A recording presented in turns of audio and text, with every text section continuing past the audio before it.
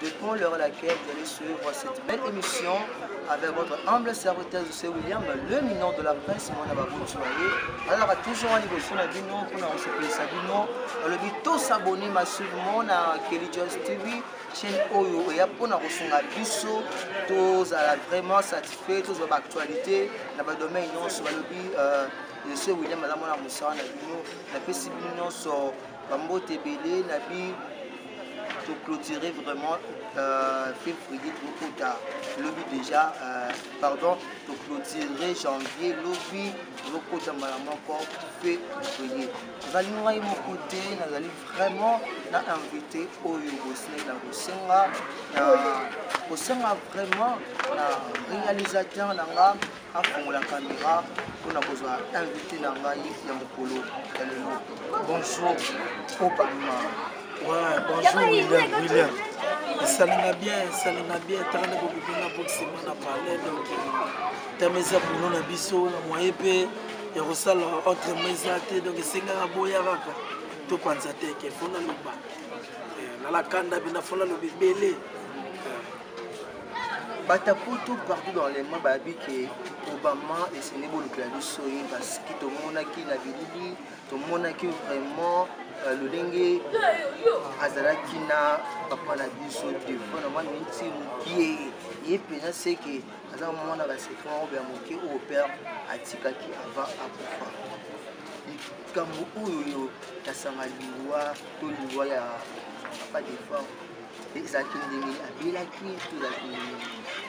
ouais, donc mes condoléances, donc il veut d'abord qu'on ait doit payer son âme, mon évan na kimia. Donc il belé bazoloba, il belé bachama kelele, là il belé basroke, ba on lien na sima matanga ya vie, là il belé pe ba détourner mongo ya vie mais essayer ba bisonga na kokobar na e donc ngala mwana okabosa bimisa Obama. Donc tina bimisa mboka kokobar avanda. Donc avant la Kenya ayoka mwana ayoka kokobar ne degré abitsa mboka tant que tomba to kenda Kenya to na batuna et tomba to kitana kokobar c'est la première fois tina bana musique ti vient kenda na e ba Kenya to première fois to kutana ne la Kenya aya pa ka bosabi ala sepela na Obama na sepela na e donc il animation na e asala pembe na wasi na préféré pe a passer la kati ya album ngana zo sala qui est dit album wana Obama pe fo akota na kati kotu na soka chance ya kozala na ye na beta na ye donc comme neti ba un mois chez donc ça dit otambola na ye R2 donc na soki pe tampe ya mama solo pe ba coaching donc tara ya benga leader na studio parce que boulot na salela kai jour amemanga na studio musalo dans la portrait studio tant fongoli piste ayoki singa instrumental makambo na pesa wana donc tara benga leader bien que tu as leader parce que batala ko bayana bona kenda na bengi sa basele yo bayaka sama makambo yo pesa yawa tara vient clip ko tout est dans studio verso bina et ça l'a bien tra kitaki comme transfert chomona ke comme 4 parties banini donc c'est quand on a bien là. Ok. C'est que ça on oyo vraiment ni zaki maman ko liwa ya bieto on que ça maman ko que non vie azopela tout ça ni bien un peu de compétition. Ouais, il y a des solos dans sa vie azopela te. Holanda. Pauvre ben nani koko ndenge nini clipi donc là programme fallait ba clip soit ça la fallait nazala. Pour aller nzemba liboso la mota faire kufila moni nzembo ba yimila fila basele animation na sala Obama ale we bana badidi puissant bana baso badidi diare mitegede nzembo na les jeunes mina surtout quand on a TV mo les karasi programme là qui net au cela qui projet quelques clips monsieur sur la série d'animation fallait nazala donc elle nga soit outil Côte d'Ivoire nga kenda ki Douala oya na eboye et vous savez à vidéo la clip nous pour album Sanini et bim vous comprenez donc via bela qui n'était tia kenda ki ba concert tia kenda ki Cameroun kuna akenda na boule ka signé contrat ya kini azubingi star ba kesani ba kebeta donc de wata muyaka et le baraté et la pratique que na Douala atika liguna pour la tia ekoli ta va kenda ki kasi aye ambale donc si ko pona ba chanson na oyo ni tika na studio oyo pe nini soki yemo kazela ki soki naki ebindi sa moke sikoyo ba producteur na to producteur na ye ba français te wana ma producteur wana makamuna ye na ba projet ba kila producteur Fabi Misa album mango donc so yesenga ba audio na ba clip muso asalaki esenga fo abimisa salamon déjà clip ali boso papa na Moïse na pesi mouvé na ngai na pesi mbote Stella Pembele papa na Moïse donc na kati benda donc na Liverpool Petino ye Obama donc Petino ye Obama ale wey bana badidi puissant bana baso badidi diare vitegete tobina vitegete etegeta mama Hollanda donc veda CP la minute oyo tozala mawa totobungisa les grands baoba ya mboka oyo wana siko fe na ye Stella Pembele papa na Moïse nzembo cartonné mikolo na YouTube o ba yemila vila vila nga général a yemila vila basele donc ba yemila ngo donc vie donc na PC bamboti donc to aka na mawa po ikona tokende déjà ozaki cher Pembele nanga. Merci à abonner sur Yakelichos. Vous abonnez massivement, vous serez vraiment jamais déçus. Tout mes campagnes historiques de propos sur Obama. Obama, le monarchie serait BCP battu. S'il ouvert. Le municipal Awa déjà affiché déjà il y a Kizomba. Wa Kizomba ezaraga Kizomba la pesaka elongi. Moni lelo na Kishasa to comme la desok cha musique so ba benga musique internationale ba musique yango ba musique mo internationale pendate ezaka ba style kasi lelo comme yo international si rete ouvert ki générique la longa ba velanga ka bosser ya ki générique la pesa ki no ba melomane o balingaka Obama laissez bon ba matescalier e mo sinzo mama lelele yangala ya donc on a que l'ormo na pesa ekaka pas bateau balinga bonne musique o balinga Obama o ba bina ba créer Obama ba comprendre déjà que était noko déjà ma solo ya ngwana comme déjà mon pepa carrière à solo Kizomba eza ba genre ba musique o ba benga lelo international quand ezala lango déjà bandakal quand lelo ba tomo benga ngo international ba système ba afrobeat wana Kizomba donc eza donc lo moko boye donc l'eau moment la meki bena na bima na libana mboka Hollande donc na bima libana mboka omoni ke na yena eloko wana babenga Kizomba yana ba style belé na kati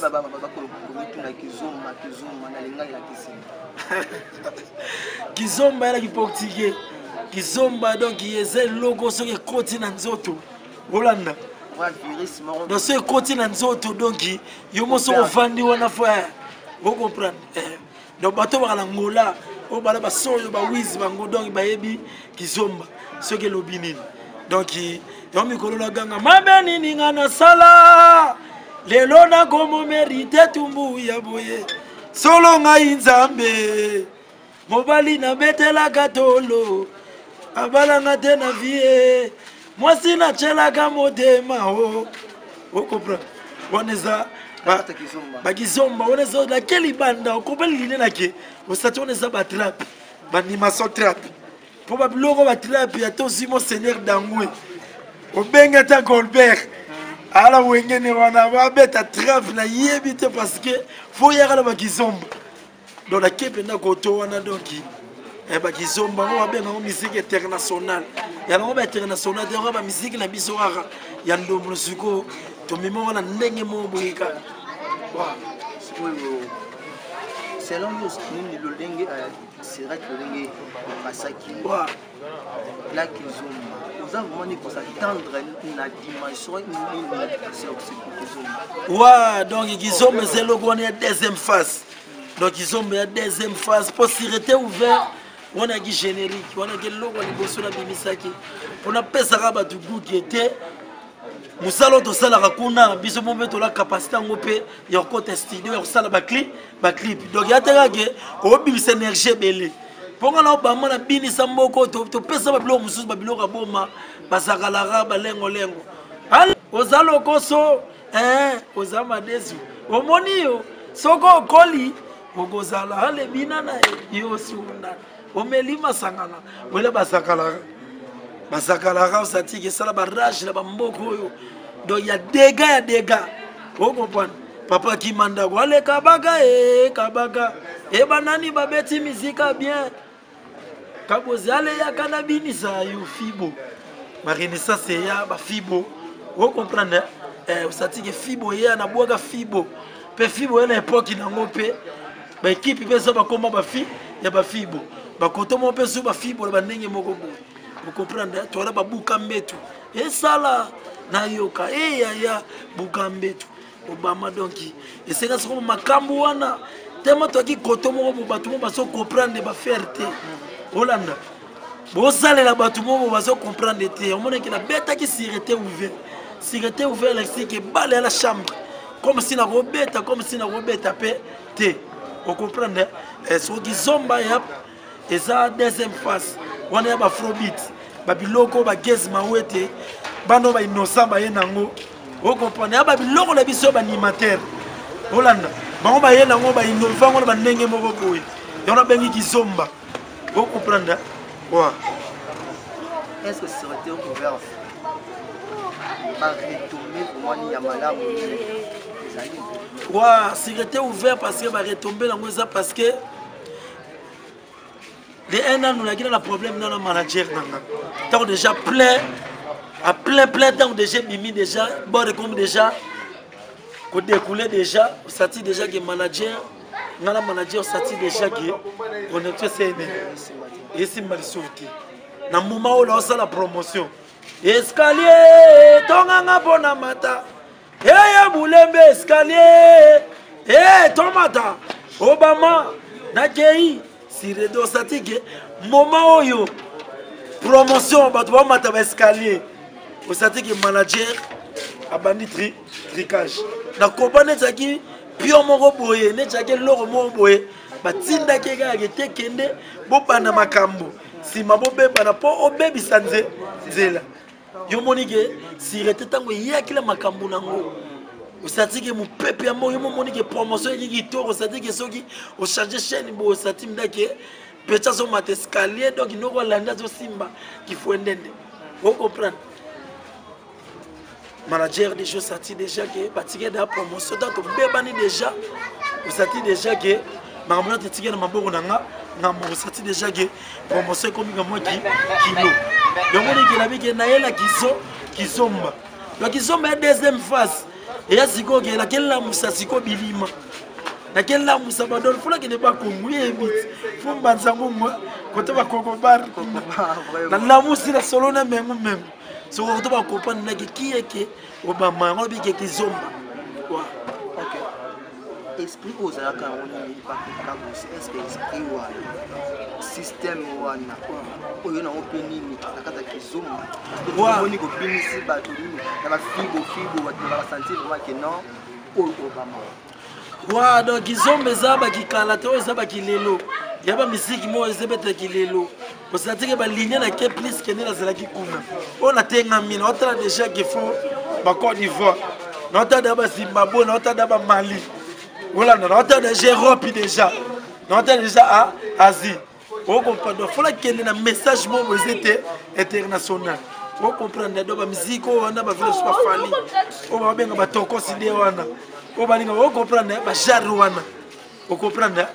tout le monde qui ne va benga kizomba osatike na la deuxième elongi donc la tiki na musique wana nanu oya ba solo wana ya ba zakala ya ba biloko boma sur la keko to siko ya banani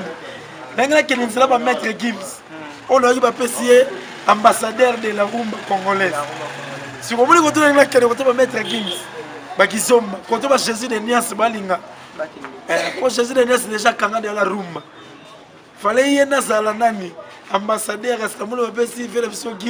Gims na éviter pour ya sa world ito ndengeni si vous comprenez la kene ko to ba maître Gims yango kizomba dans deuxième phase c'est autant que yo mon pena Obama tant moni kamano toloba Maître Game monsieur Oyo avant de trôner en Europe bateau au penini babeta la musique na ya rumba congolaise baza ebele tant ba bengi ambassadeur de la rumba congolaise ça qui te la moni batebele ba nyongelango pour Maître Game ici abeta la rumba à la style na emo bonini c'est autant président déjà ba fro Falma que roi de Nini, c'est le roi ambassadeur de la rumba congolaise. Il a déjà que place ba fali bazala ba ferre. Na ba fait la biso ba général des fois ba école ba nani ba quadre l'axi déjà que bino tout voilà si ma maître give c'est la sigue banli. Donc l'axi déjà que makamboza da dikolo. Vous comprenez? Donc batimba ba sera idée. Na ba fait la soirée cap aussi to l'axi que par rumba no betra ba nia ou ba nini et l'axi déjà que maître Gim si déjà bati nio l'axi déjà que bino tout kasi ba grand chanteur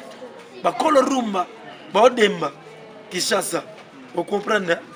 do batimba est-ce que banda nini ko déjà na kata monde solo na yo est-ce que déjà ozumwani à appel ya cabo aussi pour féliciter te na zob na appel na noté viens la moment où tu as les réseaux sociaux viens tout le monde en a mais ça n'est pas bien de recouper jour à matanga il y a général des fois na kuti baba vani na président Montana na président Ferrigola na moni Velaso Babino metata mobishi na yena na pesa ya boule mbote Hollanda ve la plein bano sola na vibe singa ki ko bar no wanaku akufi asalaki ko tuna yo bama noye ba réponse ni na opesa et na seka Obama na mona ngeli susu te kataki la disque ya Bing Star siko makambo na pesa ki général des forces so vanda lali abenga ka bosser so tuna kenga la cadre ki yeba ex ndenge ni yo la petit bosa même moral siko vie voilà ibisa koko bar vérité pecha longa parce que pour la systématique tato ke nini Olanda tiko kobara kufa kontima bele aibifa sasa ngope te kati vueti ngala kati album yako ya kokoba donc on ya ba fier mo boy na salango Olanda donc yanet na dernier animateur la binisi général des FAO pe mabino ava kufa mabino bin album ne oyo we bimite po premier chant papa na Moïse ba beti na fila baseli Olanda ba chuki na pesi fe ba animation de ge fa binisi ba bilo mo za la kati na combattre la télé qui risque combattre radio qui pas mal si ya bulembo na ave na ngai to solo la qui na bisa ki ngana mwana na yo bana ko ba donc même moral donc il vient azala boité azala ndebo boy pour ma péter ça ni et du sol OK aujourd'hui ko sinalina ba fan na yo ni vraiment la kizoma en plus au big kizoma non c'est plata moi extrêmement autant musumu oui mais la ba fan na yo pe abonné ki DJ wa kizoma la ba style belé nazala kiseli batere nazala kinambonga ko balate nzamba pambolinga lelo abesinga mbonga ko bala naluka mosa ko bala nakunda dina mwasi mayele mwasi kitoko mayele mabe mayele ya bimakatongo mayele ya zongaka na butu soki nalingi naloba mayele ya komi na de soki nalingi naloba de mayele ya komi na 3 mama munwe mama aleki mbembi vous comprenez mayele na pesi ya mbonga komexe mayele ya komi koteka na kwe bakriya nyonso ya wenze bakoma mibala mayele azali koteka mayele na shipa mukuse soki nalingi naloba mayele ya komi na de soki nalingi naloba de mayele ya komi na 3 mama munwe mama papa kisombe soya vous comprenez balinye o moni bana biso mo pipo bazwaka babiloko ba papa bavanda isoko biso moso to yeso la maso ba maso lwango soko biso moso to koti to tigina ka mo typique ka mo solo to yeso la makambo wangu Roland vraiment comment ba abonné que Joss et vous êtes vraiment satisfait avec tant d'émissions et confota pour se plaire vraiment ma et là je vous dis directement bonjour à Fidi et puis il prend les pourquoi pas à Richard Moulinda. habité à actualité pour ceux qui ont vraiment de la la vie qui se travailler à travailler à Tibéli parce qu'on met à photo. Ouais, ça l'a bien qu'il est là. Voilà, na balba ke mwana muka robeta mbona bakolo pe barobi bakubina talaka soki 22 ans carrière mais soki sinjora tilino akenda poto la héritier wata alongole ki chassa memi poto batu neti ba wata ba héritier wata ba bato ko bwakla ba fleur GT ba héritier wata boss live amuto foko bwakile ba fleur parce que ça les locaux OK talaka ba kisi njoko ba vani pemine ba vela so ba fali pupa ba vera mwatamu na tamu siko mwana moko boye ne kaka lelo Hollande apesi makambo te kende mona makambo ko nini faut boire que les ba fleurs mutabongo mutu ça polémique ça kento neti wata faut boire que les ba fleurs goga vous comprenez faut boire que les ba fleurs ça lit bien Hollande ça lit bien siko ba mona mabe ah comme là linga muta souvi de la HML ça comme na mona miki de wata meme wa donc vous comprenez donc batona c'est ba mitema mabe ola na héritier wata photo bois qu'il ba fleur pour et à jeter c'est que monde de la fin na yo puis en plus ba mboki là ba contact que aujourd'hui bis na ba fin na yo ba zami so ils ouais donc na sera la monde até ba internet union so donc ba maye yo donc petit na bino leki na bino mwana na bino donc elo na lo bagara ke bozela kizomba izo ya bopesa ngamda confiance ne bopesa nga koto wana nde bobina babiloka boma bazakala balengo lengo babuka mbetu bakokodio ko tongo etani siko bozela kizomba donc kizomba ezoya déjà donc kizomba ezoya bozela ngo déjà na loba pena batunya so wala posa déjà na minute bozala vangu ya audio comment ba serait déjà avant de bima boko tapé dans la chaîne nga boko ti bobetika ko bama Calvin TV officiel boko ti bo s'abonner pe ndenge zalaka ododi ka mo extrait mo bimara extrait donc boyoka bama yele nazalaki célibataire nazalaki na mbongwa ko balate zamba pambolinga lelo apesinga mbongwa ko bala naluka mosa ko bala nakutani na mwasi mayele mayele mwasi kitoko mayele mabe donc ba mayele donc kala mingi te mayele zoya kizomba donc bosse na kizomba muno sola posa en contacter Obama comme dédicace la ninga vitesse donc bobenga na plus 243 89 50 29 111 89 50 29 111 na pesika mbote na internet nyonso bato nyonso bota l'émission oyo donc na pesi mbote na mama Jeanne Ramazan maman maman ya bana na Paris na bike ça fait longtemps mikolo to solo la tena mwana nayo donc na pesi vela nga sous le Miguel na bosanité na pesi Chibambalo na bosanité Girens Chibambalo jeune moba vanisa la katia mikili des fois tene to solo la ki kizombe zoya donc solo la ka neto solo la ki na pesi na ngola na mona vela nga libane magangu Babel Matondo Junior Chimba donc na poto wana donc bazebele mais numéro ya mwana bobengo bama donc kisala bien fulanga bona ko kisareve ya vina ngaye basubeli courant bakanga mena elo pango yo na le kakate banzela mabe ale chamu sabi cha oko pande wana babiloko tokanga donc babenga bo s'abonner Obama Calvin officiel kizomba ezoya donc bientôt déjà kizomba ezoya donc wana tobenga ngo afro ya kilelo donc afro ba kilelo donc merci vraiment. Merci vraiment, c'est un plaisir pour la mission Yakoyamba yo. Bah abonner à quelque chose, on a dit que tant de la émission on a vraiment Yako là. Et merci à maman qui est juste depuis Londres et pourquoi pas à Richard Moulenda. Et là je vois ma famille Dimba, famille Tiango, je vois Bridju, je vois Patricia Meta, je vois Franck Lumbe, Divine. Boza Ebele, Rite Bukanga, et pourquoi pas à Blancing, autrement dit Madame AD. Et vous vous abonnez massivement, vous ne serez jamais déçus. Et quant à moi, et aussi William, je vous dis